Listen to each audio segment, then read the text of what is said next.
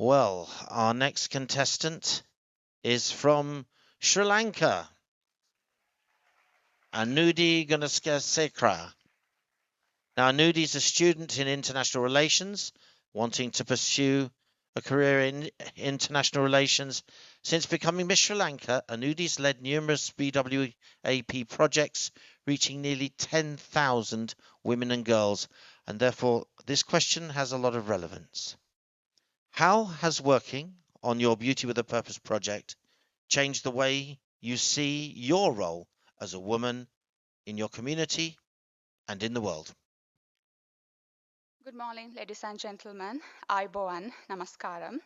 First of all, I have to be thankful and grateful for this opportunity to be standing here today because every year I've been watching Head-to-Head Challenge every year. Now I'm standing here as a finalist. So I'm very grateful. Thank you again. Well, I'll tell you a story first. When I was about 12 years old, I went to a competition from my school to represent my school. And I was with another girl from another school, and she was on her period. And then she wanted to go to the washroom to change her napkin. And then I asked, okay, why don't you go and do it before the competition starts? She said, I only have one. I'm not, uh, I don't have many, so I can't use it. I don't want to waste it. At that time, I was like, why does this happen? What does she mean? Because I never had that problem growing up. And then I did my research in the university on the criminalization of marital rape in Sri Lanka because it is not criminalized yet, like in many other countries, and that's a problem. I wanted to investigate the connection between the level of awareness women have about their women's rights and the process of criminalization because I believe in order to speak up against this violence, you have to have a knowledge about your rights. Other than that, you don't have any sort of opportunity to talk about it. And then only I found about period poverty. I realized besides violence, they are also going through period poverty. They are not just victims of menstrual poverty, they are also victims of violence, both at the same time. So I started my project after that. And then I realized I started this project to give back, but I'm also receiving something back. This is just purpose giving back and forth. And I have helped over 10,000 women and girls.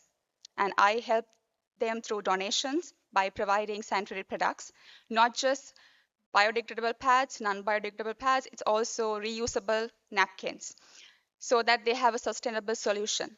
And second, the awareness, because I believe awareness is key. You can give a napkin, but you can only use it once. But awareness will pass through generations. So when we do awareness programs, we try to target the audience that we are talking to. As an example, for young children, we are talking about how menstruation happens, what happens inside your body, and what you should be doing when it happens.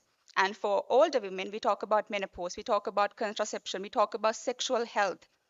Because I believe when it comes to awareness, it has to be suitable with the audience as well. And then the third thing is policy recommendation. Time.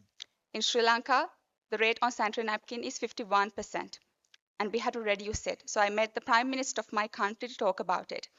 At the end of the day, I realized by trying to give them something, I also received a sense of purpose. And I no longer believe that Time. women should be limited to things like this. They should have a voice to talk about these things and bleed with dignity. Thank you so much. Thank you very much, Sri Lanka.